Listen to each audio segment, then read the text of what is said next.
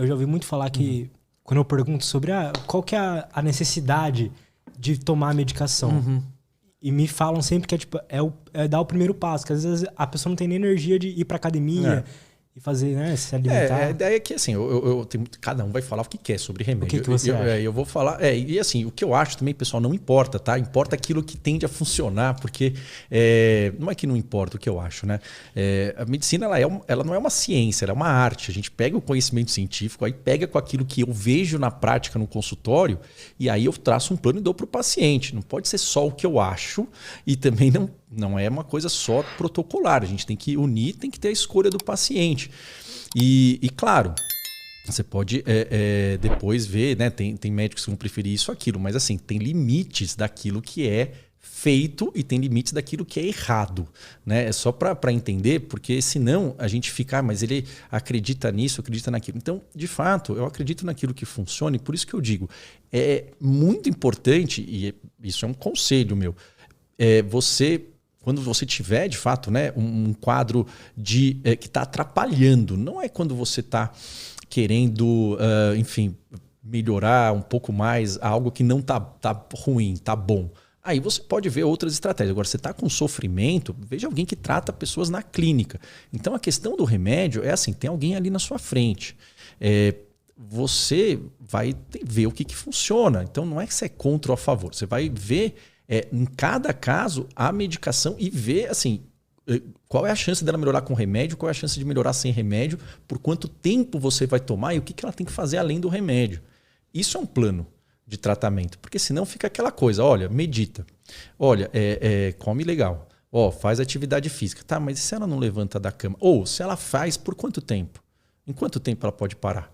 Quanto tempo por dia? E aí ela tem que. Em quanto tempo é esperado que ela melhore? Isso tudo tem que estar ali. Cada um é cada um, mas assim, você tem que ter um plano. Você consegue medir isso? Tipo, quanto tempo demora quanto tempo vai demorar para você melhorar? Da mesma forma, que imagina então que medicina é medicina, né? Então imagina que, por exemplo, um ortopedista, né? Eu gosto de usar esse exemplo, tenho muito amigo ortopedista, que é muito mais concreto. Mas assim, o raciocínio é o mesmo, né? É que a gente tem essa história aí que foi bagunçada, mas assim, é isso que a gente usa, e isso é a favor de ajudar a pessoa. E é aquilo que, assim, você está lá, a pessoa está na sua frente, a família está lá, você vai escrever a receita, você é responsável. E que se não der certo, ela vai ligar para você. Né? Se pensar em suicídio, vai ser você, não tem outra pessoa para você colocar. Então, isso dá uma responsabilidade clínica. Igual ortopedista, eu quero aquele que opera, não aquele que estudou e falou que é legal o osso, que deu uma palestra dizendo como é legal você tratar o osso. Não, mas e se der errado, né? E se tiver lá, né, na vida lá, ele que ele faz ali no campo de batalha quando a familiar está desesperado e não deu certo? Como é que ele maneja? Eu sei que isso a gente não quer que aconteça, mas isso daí é aquele cara que consegue ver o que funciona na prática. E é assim que a gente decide qual é o melhor tratamento. Então, eu não gosto de usar remédio, não acho legal. Todo remédio tem efeito colateral. E tem remédios que não servem para tratar nada. Tá? Tem pessoas que vão necessitar de medicação? Vão. Então, a frase que eu gosto, assim, isso depende do caso, mas assim, o remédio ele nunca é suficiente para melhorar. Às vezes ele é necessário, mas ele nunca é suficiente. Então, eu vou dar um exemplo, assim, que claro que não é simples assim. Imagina que você quer ficar forte e ganhar massa muscular. E aí você vai num nutrólogo ou qualquer outro médico e ele dá, sabe-se lá por quê, um anabolizante para você. Tá certo. É legal tomar anabolizante? Olha, não é indicado, mas enfim, independentemente disso, você tomou, né? Tá. Alguém em sã consciência vai lá, toma anabolizante e fica em casa parado vendo uma TV de como fazer musculação e não vai para academia? Não. Não Isso vai. Não vai funcionar. Não vai funcionar, por melhor que seja. Se for anabolizante de cavalo, né? É a mesma coisa o raciocínio com a medicação. Então, mas eu não estou dizendo que elas são iguais. O remédio ele vai ser escolhido e o objetivo do remédio é um só: aumentar a neuroplasticidade. É esse o conhecimento atual. Né? O conhecimento de que é aumentar a serotonina, aumentar a dopamina, a noradrenalina, isso é um mecanismo, é uma das partes que faz aumentar a neuroplasticidade. e diminuir um processo inflamatório. Na verdade, o objetivo dos remédios que a gente sabe hoje, eles agem assim. É que, assim, ó, cada um fala um negócio, mas só para entender assim, o que a gente vê, e por isso que não é todo mundo que melhora, e se o remédio pode piorar se for um remédio errado. E tem remédios que não deixam você ter neuroplasticidade. Existem. Então, a ideia é, você tem que saber para que você está dando aquele remédio, em quanto tempo e o que você quer que ele faça. Porque ele sozinho não vai melhorar tudo. E tem pessoas que conseguem melhorar sem o uso de medicações. O fato é que quadros, então, para ser específico na depressão, por exemplo, quadros leves e moderados de depressão, e isso a gente vê pelo grau de prejuízo. Toda depressão gera prejuízo. Toda depressão deixa mais difícil você fazer as coisas, por mais inteligente e bem-sucedido que você seja. Você começa a ter dificuldade para fazer as coisas que você fazia antes. Por quê? Porque você está ruminando, você está sem energia, você está sem conseguir ter prazer. Isso é uma sensação. Ok, mas se você está conseguindo, mas mesmo com dificuldade, se você sente que é difícil, mas assim, você ainda dá conta, esse tipo de quadro, claro que é uma simplificação. Isso não substitui um diagnóstico de forma nenhuma, mas esse é o raciocínio para todo mundo entender que é para melhorar esse negócio. Isso daí não tem a ver com a sua personalidade. A medicação, o antidepressivo, ele não é melhor ou ele funciona menos, por exemplo, do que estratégias comportamentais. Então, nesse caso, a ideia é que você pode tratar com terapia. A terapia cognitivo-comportamental é um nome, e é um nome difícil. Quer dizer o quê? Quer dizer, é um treino prático de, entre aspas, musculação para o cérebro. Então, total. É isso. Tá? E tem um monte de tipo de TCC. Então, musculação, tem musculação para o peito, para o abdômen, para a perna. Eu não sou especialista. De uma forma que falar TCC de uma forma geral é assim, tem técnicas que são melhores para depressão, outras melhores para ansiedade. Atividade física, tem. Quanto tempo você faz para depressão? Sim, nesses casos. Pode funcionar. E pode ser o tratamento único. Mudanças alimentares, para esses quadros, tem evidências que podem funcionar. Agora, qual que funciona mais? A gente tem que saber. Em quanto tempo? A gente tem que saber também. Por quê? Porque senão a gente fica esperando para sempre. Né? Então, por exemplo, isso aí é uma questão, um resumo. Quadros leves e moderados, o que tem mais efeito uma técnica, duas técnicas. Uma técnica que é terapia cognitiva anti-ruminação, chama Legal. Rumination Cognitive Behavior Therapy, que é basicamente uma TCC para ruminação. Né? Que TCC é um nome geral de treino prático de pensamento e comportamento. É isso que quer dizer. E aí tem várias técnicas, né, também. Isso. E por que essa é? Porque é aquela que mostra que faz mais diferença. Aquela que tem o maior efeito. Tem que funcionar? Tem. Mas a gente vai ter aquelas que funcionam mais. Em quanto tempo? Em média, 8 a 12 semanas. Ou seja, tem que ter um tempo. Da mesma forma que, por exemplo, vou dar um exemplo aqui, se o Neymar no PSG tem uma lesão no menisco. Certo. Aí o ortopedista fala, não sei quanto tempo demora. Vamos ver. Ninguém fala isso. Né? Ninguém. Mas ele vai conseguir falar, olha, exatamente é nesse tempo? Não. Mas, em geral, demora 4 a 5 meses. Isso não acontece? Claro que acontece. Por quê? Porque a gente tem que ver, em média, quanto tempo demora. Para poder botar uma meta também, né? Claro. Assim como uma empresa, por exemplo.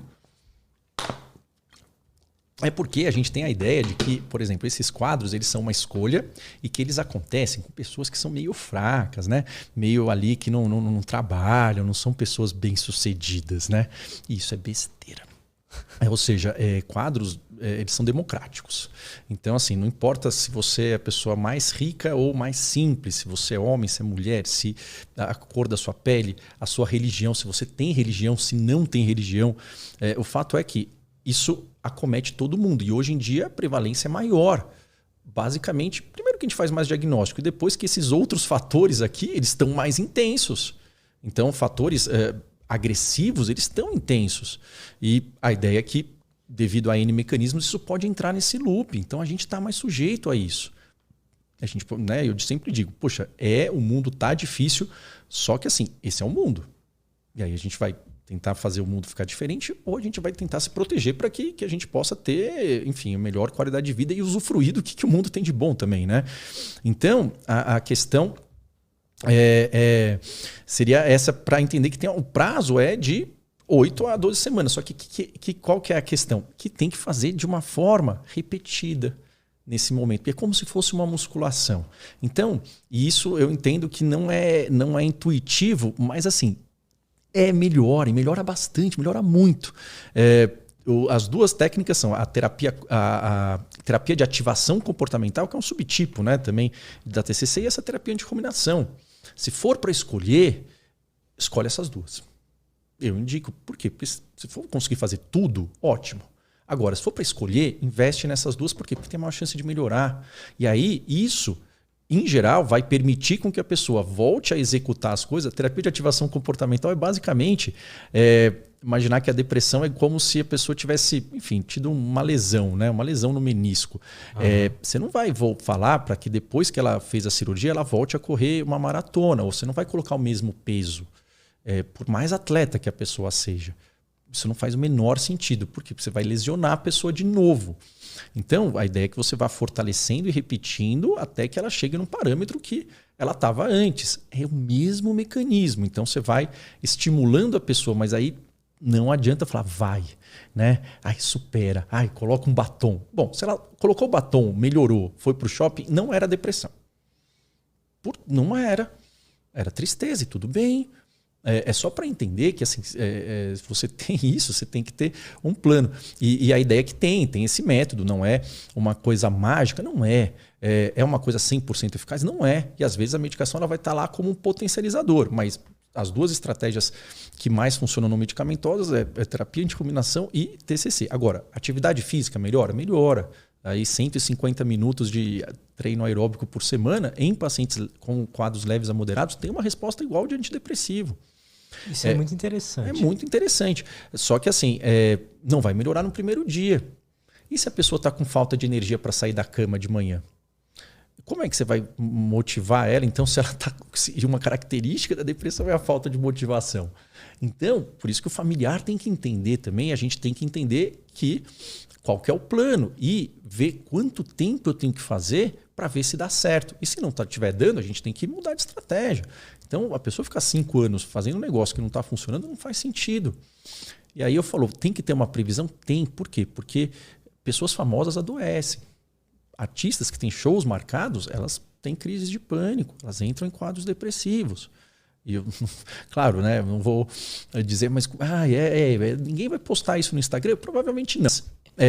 Ou ela vai postar que tá triste ali, superou já. Mas tudo bem, né? Já é um alento. Mas assim, elas vão procurar um psiquiatra. Estou dizendo que sou só eu, mas assim, também me procura. E a gente vai vir a equipe, e eu já dei esse exemplo, vai falar, olha, a gente tem 20 shows marcados agora esse mês. E aí? Quanto que eu desmarco? Tem 20 pessoas dependendo dela. Milhões ali. E como é que você faz? Você não vai dar uma previsão, não, mas você tem que dar um plano para a pessoa. Olha, é disso a disso. Né? Então, assim, coloca esse tanto de tempo. A chance dela melhorar nesse tempo fazendo isso é tantos %. Você tem que dar isso para a pessoa. É claro, não é matemático. Isso não estou dizendo que isso tira toda a história da pessoa, toda a individualidade da pessoa de forma nenhuma. Mas isso é para tratar esse mecanismo patológico, tóxico de que ela está presa. Por isso que eu digo, o objetivo, a depressão, a ansiedade, elas não são quem você é. E elas nublam, elas alteram a forma como você pensa, a forma como você vê o mundo e vê a si mesmo. Então, se você tem esse quadro com essas características, o primeiro passo assim, é entender que você não vai acreditar no que você está pensando. Por quê? Porque você vai estar com uma visão que não está observando as suas próprias capacidades. Você não está conseguindo ver. Não estou dizendo que você vai conseguir deixar de ter isso, mas o primeiro passo é entender, olha, se está presente, a ideia é começar a não acreditar.